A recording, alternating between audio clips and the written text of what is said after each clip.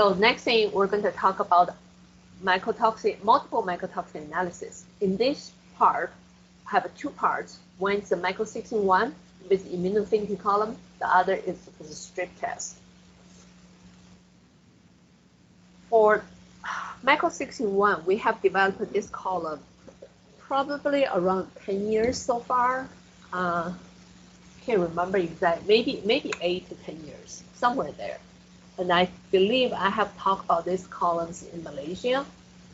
So for this column, in our menu, currently have two different type of extraction, but now people start using this column, they develop their own extraction. So basically have a 3 different type of extraction. I call it the double extraction procedure, single extraction procedure, and the last one is Dr. Chung's procedure.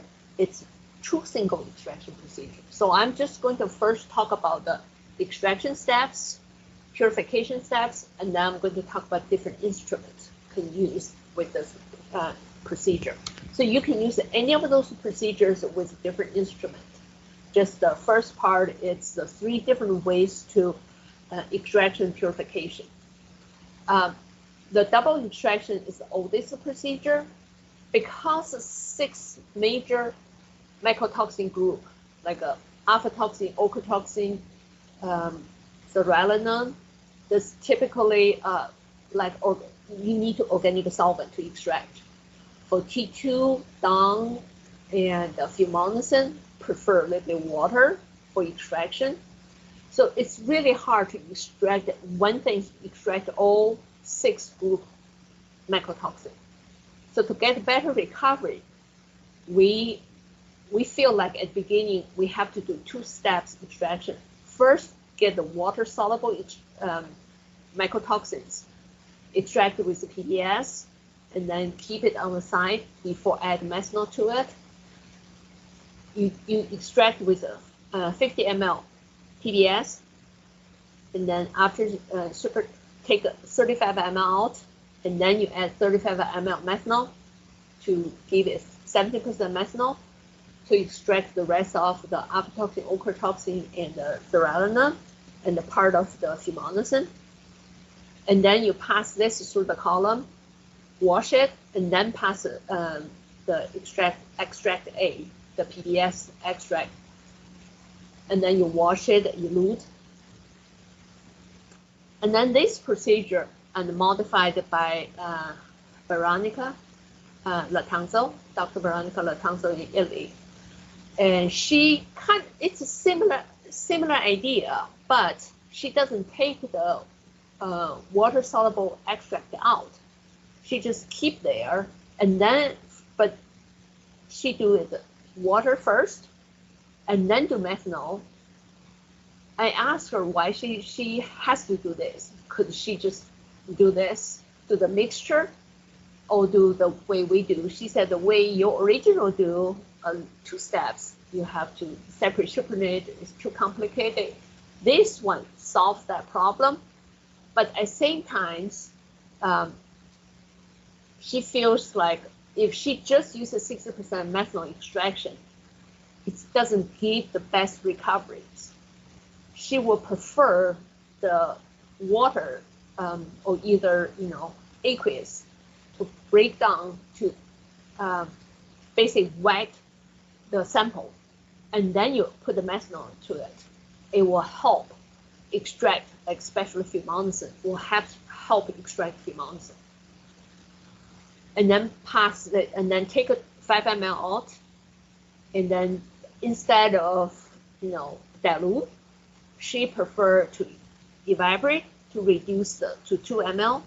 During this evaporation, basically methanol go out first, and then she replace it with additional 5 ml PBS, and then pass all 7 ml through the column. So this is a really good method. Definitely, we're currently we QC with this method. And then Dr. Chung in South Korea, he feel like the first 2 methods still too complicated, too much work.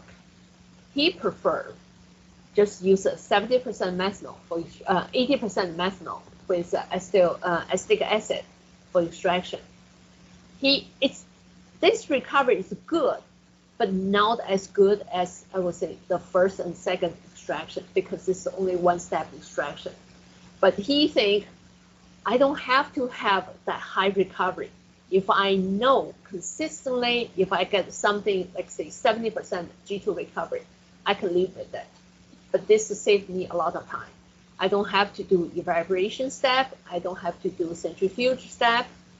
So this is good for me. This procedure basically like our typical aflatoxin extraction procedure. You extract with 80% methanol and then you dilute it, pass dilute the extract through the column, and then you elute it, dry it, and then inject it on LCMS. So in the summary of there's 3 different extraction methods. It all depends what you prefer. Once you extract it, you purify it, you get a eluate. You can use different instruments, and this is the LCMSMS, the method for detection. And this is a MRM, and it's depends on your instrument, how you like to monitor it. And this also, like the LCMSMS, not everybody can afford LCMSMS.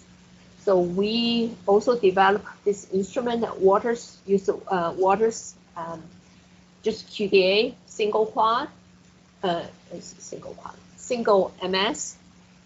It's good enough to detect all 6 major group of mycotoxins.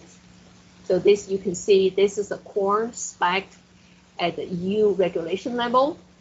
The signal is quite strong. It's nice. Monitor a little bit different from the triple quad. So this is a SRR. So you can see the monitoring is slightly different. Most is positive, and this is the random is use negative mode. If you still can't afford anything, can't afford any MS, you still can use your HPLC to do it. So this is our way to, we developed this HPLC conditions. So for you can use HPLC for the Myco6in1. You just have to buy additional, you already have a fluorescent detector. You just need the reagent management to pump the OPA to retest the fumonisins. And you also need, because the HPLC, you have to use the PHCR photochemical reactor to retest the aflatoxin. And here's the HPLC condition, and those, you have to run the gradient, and those conditions all in our menu. For fluorescent detector, you can see all the fluorescent molecules, and for the PDAs, you can see the downs and T2s. Also, you can see the nivalenol. Here are just a couple of newer publications. This is 2018, and Dr. Park did the single extraction method to develop this method, to validate the method. For the LD, LP, you can see quite low here. For fumonisin, this is in ppb level. And for down and nivalenol, those all in ppb level, really low. And this is he did this the data generation on different corn and the corn byproduct, corn starch, gluten, corn gluten, and gluten feed, corn gluten, corn germ, different products. Those are quite difficult to do, especially the feed, corn gluten feed, and corn germ. It's hard to do. And also, this is another hard thing Dr. Wu did under Dr. Chung. leadership. They did the Korean soybean paste. I'm sure the reason I want to mention that is because I know Malaysia has a lot of those paste, kind of spice paste. I love those paste, and possibly you can do something for this too.